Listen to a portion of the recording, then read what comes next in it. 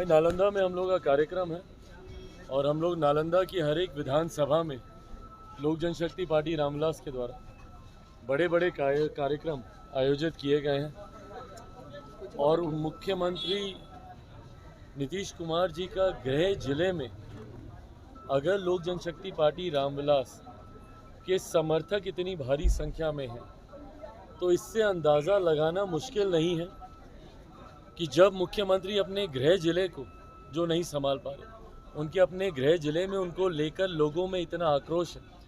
पिछली बार जब मैं उस कार्यक्रम में हम लोग नालंदा पिछली बार जब गए थे, वहाँ पर जिस तरीके से वहाँ के स्थानीय लोगों ने मुख्यमंत्री जी के खिलाफ नारेबाजी की थी, ये उस आक्रोश की एक छोटी सी तस्वीर है जो बिहार भर में बिहारियों के बीच मौजूदा मुख्यमंत्री जी को लेकर पनप रहा है।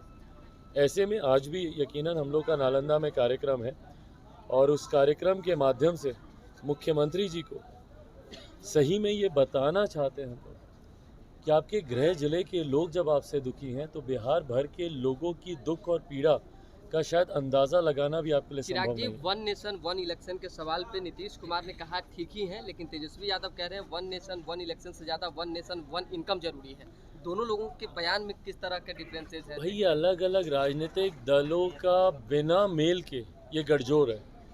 ना किसी की विचारधाराएं एक हैं, ना किसी के सिद्धांत एक हैं।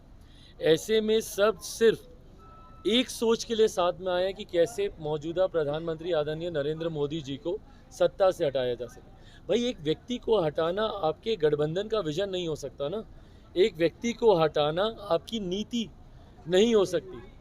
ऐसे में सिर्फ इसलिए आप लोग साथ में आए हैं ताकि अपनी व्यक्तिगत महत्वाकांक्षाओं को पूरा करें। एक साथ आकर साम दाम दंड भेद सब इस्तेमाल करके किसी भी तरीके से प्रधानमंत्री जी को आप लोग हटाएं ताकि आपका अपना वर्चस्व अपने अपने राज्य की राजनीति में बढ़े। ऐसे में ये जो विरोधाभास आते हैं इनके बयानों में, आज ही देख लीजिए स्टालिन जी के सुपुत्र का जिस तरीके से बयान आया, जवाब देना, जवाब दे राष्ट्रीय जनता दल कि क्या वो इस बयान से सहमत हैं। जवाब दे जनता दल यूनाइटेड, क्या वो इस बयान से सहमत हैं। भाई एक के बाद एक यहाँ पे सर्वधर्म सद्भाव की बात होती है और वहाँ पे आप अलग अलग समय पे एक दूसरे के धर्मों के ऊपर व्यक्तिगत आस्था को ठेस पहुँचाने वाले बयान दिए जाते हैं। स्टैंड क्लियर करें ना भैया, हम तो कांग्रेस से हम तो पूछ भी नहीं रहे, क्योंकि हम तो कहीं ना कहीं मानते हैं कि संभवतः कांग्रेस उनके इस बयान से सहमति होगी, पर कम से कम ये दल तो अपना अपना अपना स्टैंड क्लियर करें। क्या स्टालिन जी के सुपुत्र ने जिस तरीके से बयान दिया है धर्म विशेष को लेकर, क्या वो लोग इस बयान से सहमत हैं? और अगर नहीं सहमत हैं तो काहे का ये गठबंधन बना रहे हैं भैया?